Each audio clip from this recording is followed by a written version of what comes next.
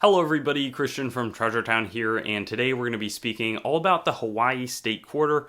Super interesting coin from 2008 that most of them are worth 25 cents, but there's enough out there that are worth more, and potentially you could have, where I want to really make a video about it so that you could learn everything you might need to know on these coins. We'll be going through errors, varieties, conditional rarities, and anything else that is deemed pertinent that you would want to know, so we'll head over to the presentation right now.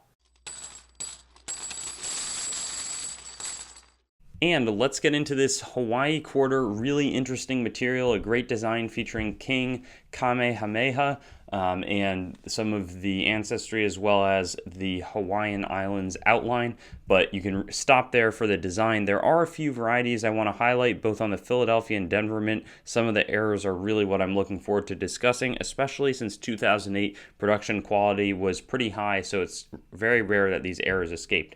But anyways, for varieties, we've got three different doubled earlobes, two for the Philadelphia Mint, one sort of slightly protruding. This one's going to be worth probably more, maybe more like the $15 range, $20, because this one reminds me like 1984 of Lincoln's ear. That's just super significant, and I really like these coins. You know, I think just being Hawaii, it's viewed as a cool destination spot. I've never been. I'd love to go. And we also see a similar doubled ear for the Denver Mint here. So those are the varieties. In terms of conditional rarity, you know, mint stays 67 plus. Often it's 68 or 69 where it really starts getting valuable. So if you're confident, you know, shoot for 68 and grade with PCGS. Maybe if it falls, you'll make a nice profit.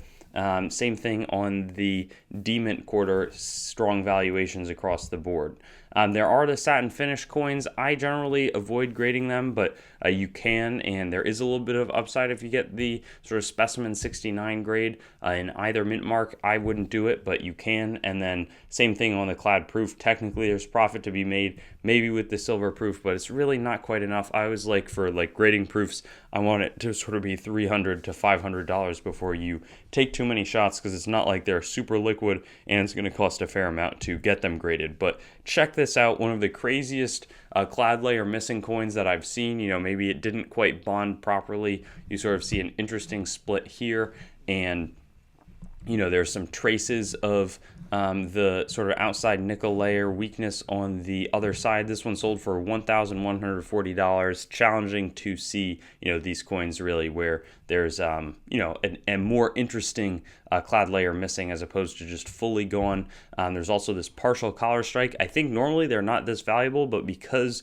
it's a Hawaiian coin, somebody paid $100 for it. Basically, the retaining collars that should hold the coin in place weren't fully there. You see a little bit of plancha expansion sort of on this side, but this is what I'm so excited to talk about. Check out this dropped letter, one of the rare types of errors where one of these T's, you know, the die gets filled with like some sort of junk or grease, it falls out and then gets struck into the coin, that, you know, and it's hardened, so you see this T right above the D. Really neat error that's very challenging to come by. $780 was what somebody paid up for it. So this is an error type that you can conceivably find in circulation because it's pretty subtle. So it's something that I would encourage you to check for, really with any coin, but also in Hawaii, just be aware of that.